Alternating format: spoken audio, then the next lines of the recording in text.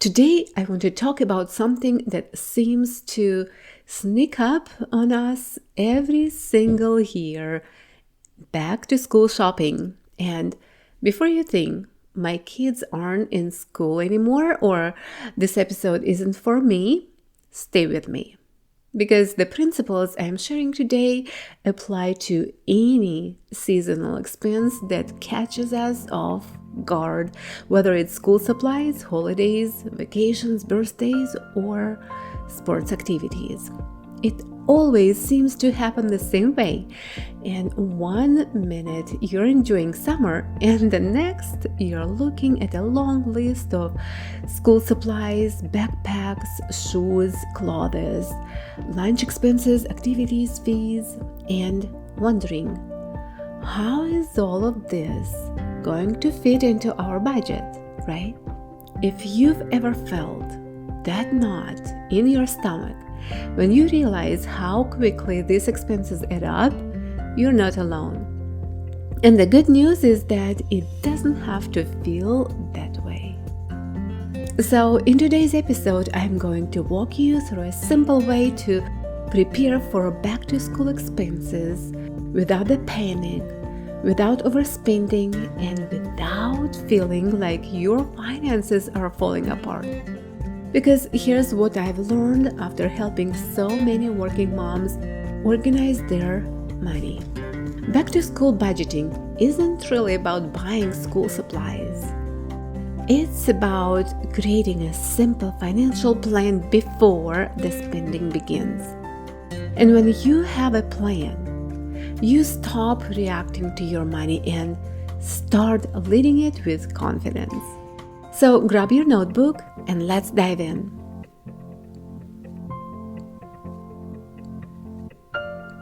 If you're tired of debt calling your choices, bills running your day, and groceries eating your paycheck, and ready to finally live life on your terms, debt-free, guilt-free, and unstoppable, welcome to the Financial Planning Podcast. Hi, I'm Deanna, a mom of 4, creator of the 2-line budget, a believer in big dreams and God-given purpose. I help working moms break free from financial overwhelm, take control of their money, and build the clarity, confidence, and peace you need to make wise financial decisions. Here you'll discover simple and practical financial solutions designed to strengthen your home and build lasting financial stability, and maybe enjoy a weekend escape. Because when money becomes simple, your whole life opens up. And I'm here to show you how.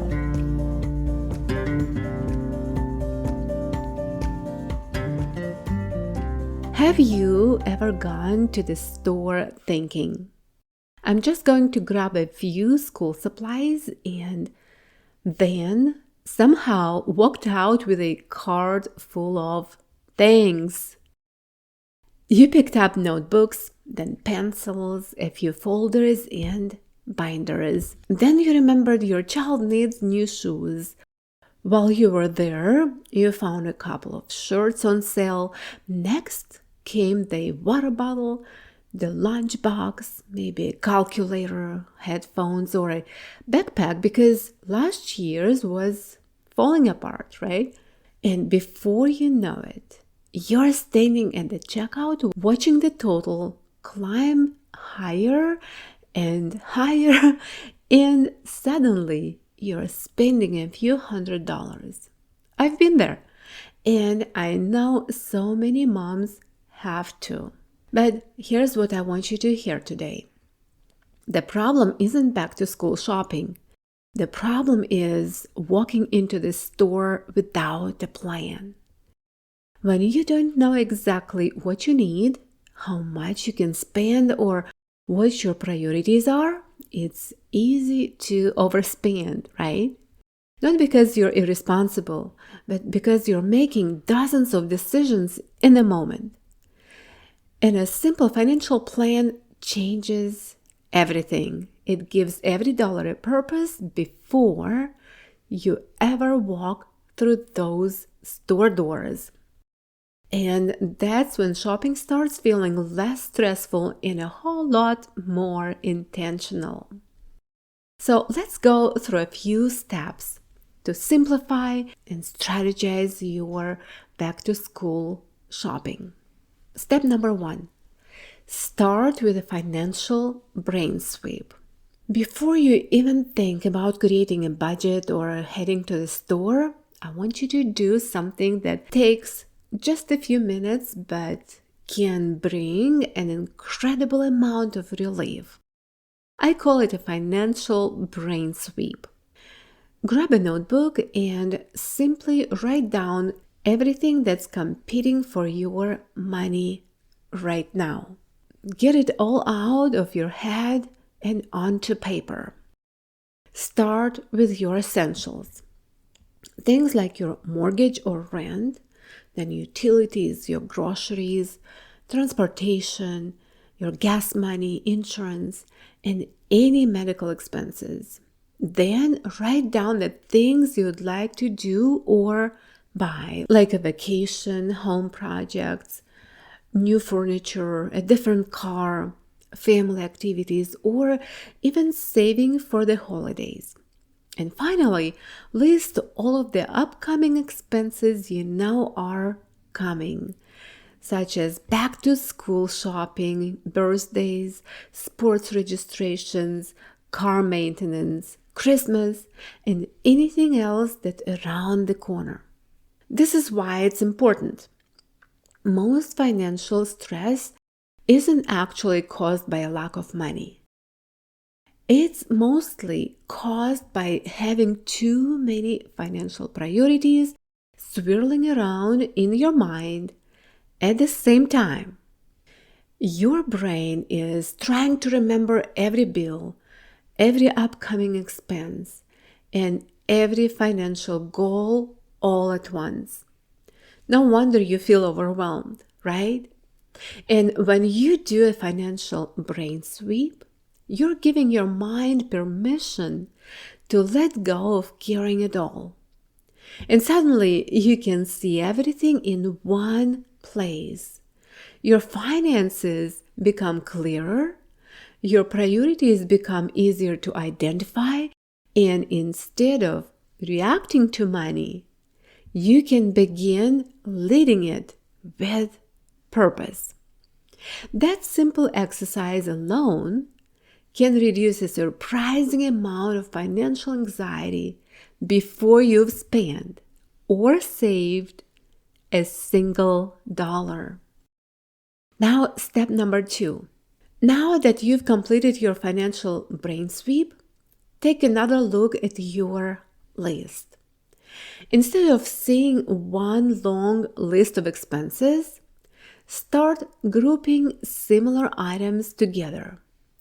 This makes it much easier to see where your money needs to go. For example, you might have a category for family essentials, which includes your mortgage or rent, groceries, utilities, and transportation. Then create a protection category with things like your emergency fund, insurance, and other expenses that help protect your family's financial stability. Next, have a school and kids category. This is where you'll put school supplies, backpacks, clothing, activity fees, sports registrations, and anything related to your children. And finally, create a future goals category for things like paying off debt, saving for a vacation, home improvements, or other dreams you're working toward. Here's why this step is so important. When everything feels important, nothing gets funded properly. If every expense is competing for your attention at the same time, it's hard to know where to start. But when you group your priorities, your finances begin to make sense. You can clearly see what needs your attention first, what can wait, and where your money will have the biggest impact. This is where financial clarity begins. And you're no longer looking at a pile of expenses.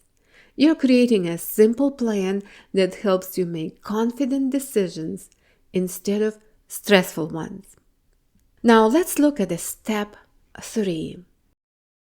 This is one of the biggest mistakes I see families make. They try to work on everything all at once. They're paying off debt, saving for Christmas, planning a vacation, building an emergency fund, replacing the car, remodeling the bathroom, saving for college, and trying to keep up with everyday bills at the same time. And then they wonder why it feels like they're working so hard but never making real progress. And here's the truth. Your money can only do so much at one time, right? That's why I encourage my clients to focus on just 2 or 3 active financial priorities at a time. For many families, priority number 1 is covering essential living expenses. And then priority number 2 might be building or rebuilding an emergency fund. And if it's back to school season, your priority number 3 could be setting aside money for school supplies, clothing, and other school expenses. Everything else isn't forgotten. It simply waits its turn. Think about it this way. If you try to water every plant in your yard with just one small watering can, none of them get enough. But when you focus on the plants that need water most, they begin to grow and bloom. The same is true with your finances. When you focus on just a few priorities, your money has a purpose. You start seeing progress. You build momentum. And when that momentum comes, something every working mom wants: less financial stress and more confidence that you're moving in the right direction. And friend, I want you to remember, financial planning isn't about doing everything at once. It's about knowing what matters most right now and then leading your money there first. Now to step number 4. Friend, before you buy the first notebook, backpack, or pair of shoes, I want you to make sure your financial foundation is solid. And that starts with covering your family's essential living expenses first. Make sure your mortgage or rent is covered, your utilities, your groceries, your transportation. Those are the expenses that keep your household running every single day. And once those essentials are taken care of, I want you to think about something else that's just as important. It's your emergency fund. I hear moms say this all the time. I'll start saving once everything else is paid for. But life doesn't usually wait until it's convenient, right? The car needs repairs, someone gets sick, the washing machine quits working. Those unexpected expenses always seem to show up at the worst possible time. That's why I encourage every family to build an emergency fund, even if it's small. Maybe you save $10 a week. Maybe it's $20. Maybe it's $25 from every paycheck. The amount isn't nearly as important as creating the habit, all right?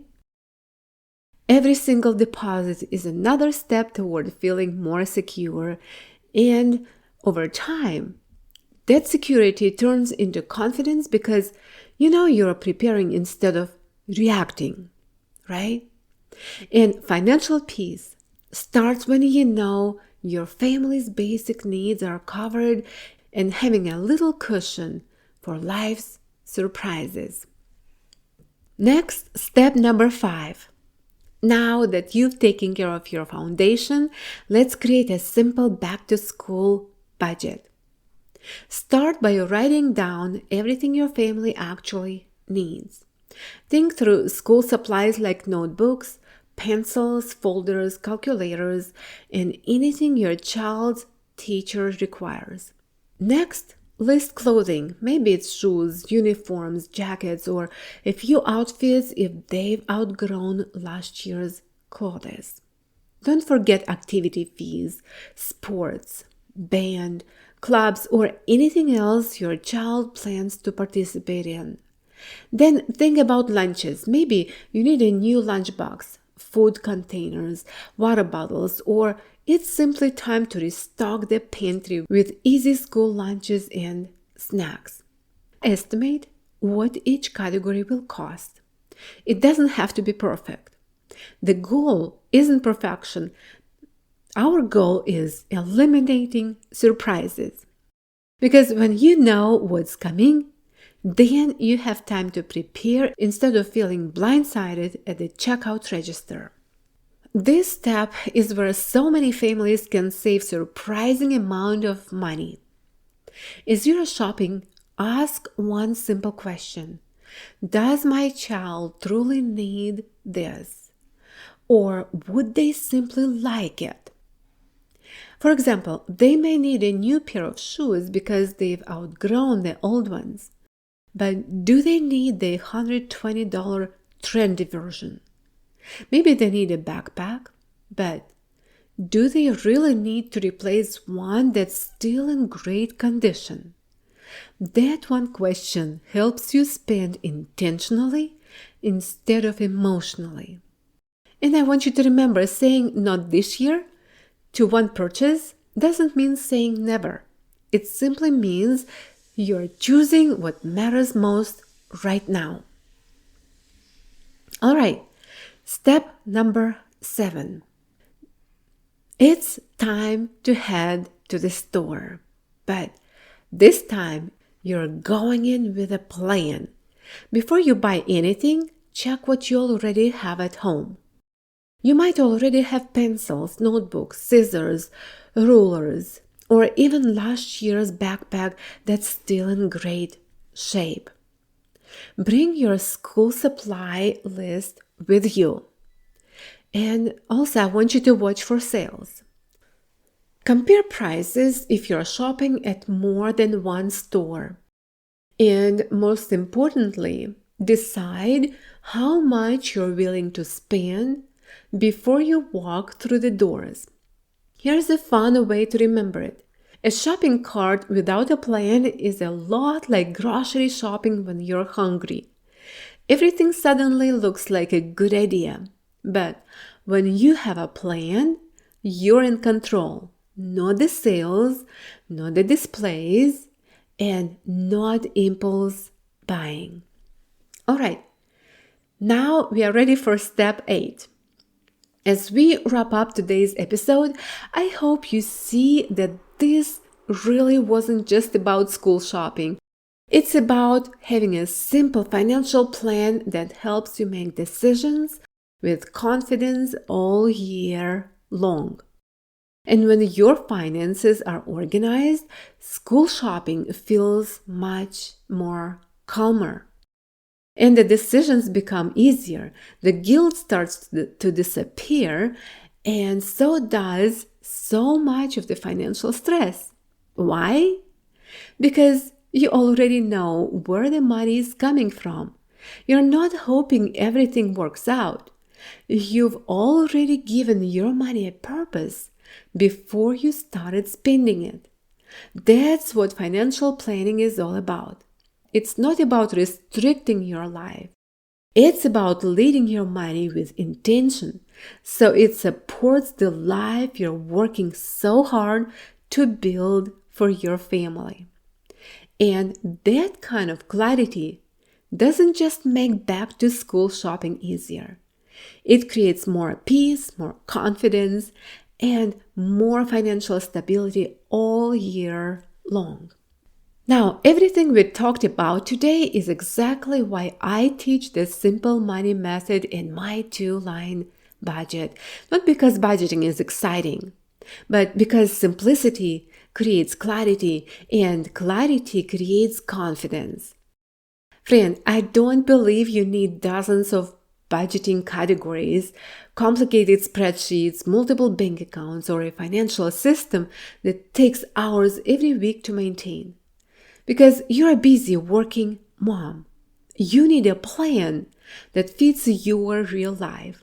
The one that's simple enough to stick with, flexible enough for life surprises, and clear enough to help you make confident financial decisions. That's exactly what the simple money method was designed to do. And instead of feeling like your budget is controlling you, you'll learn how to lead your money with purpose so it supports the life you want to build for your family. Before we wrap up, let's quickly review the steps we covered today. First, do a financial brain sweep and get everything out of your head and onto paper. Second, group your financial priorities so you can clearly see where your money needs to go. Third, focus on just 2 or 3 priorities at a time instead of trying to fund everything at once. Fourth, build a strong financial foundation by covering your essential living expenses and continuing to grow your emergency fund. Fifth, create a simple back-to-school budget so there are fewer surprises. Then the sixth step, separate needs from wants to make intentional spending decisions. Then step number 7, shop with a plan and stay focused on what matters most. And finally, remember that simple financial planning isn't about restricting your spending. It's about reducing stress, building confidence, and creating financial peace. And if you are feeling overwhelmed by back-to-school expenses, debt, rising grocery costs, savings goals, or you're simply tired of wondering where your money keeps going, I would love to help. During a financial stability coaching session, we'll organize your finances, identify your biggest priorities, and create a simple financial roadmap that works for your family's unique situation. Friend, you don't have to figure it all out on your own. To learn more or schedule your one-on-one coaching session with me, visit dianagalas.com/coaching. It's dianagalas.com/coaching. And as we finish today's episode, I want you to picture something. Imagine walking into this back-to-school season when you know your essential bills are covered. Your emergency fund is slowly but growing. Your school shopping budget is already planned. And instead of worrying about every purchase, you know exactly where your money is coming from and where it's going. Friend, that's what financial planning is really about. It's not about having a perfect budget. It's not about never making mistakes. And it's definitely not about restricting yourself. It's more about creating enough clarity that you can make financial decisions with confidence. It's about replacing anxiety with peace. And that is exactly what I want for you. Thank you so much for spending part of your day with me. If this episode encouraged you, I would love for you to leave a written review and follow the podcast so you never miss an episode. And until next time, remember, every small step you take today is helping you build a stronger, more peaceful financial future for yourself and your family. Have a great day Enjoy the moment, and I meet you right here in a few days.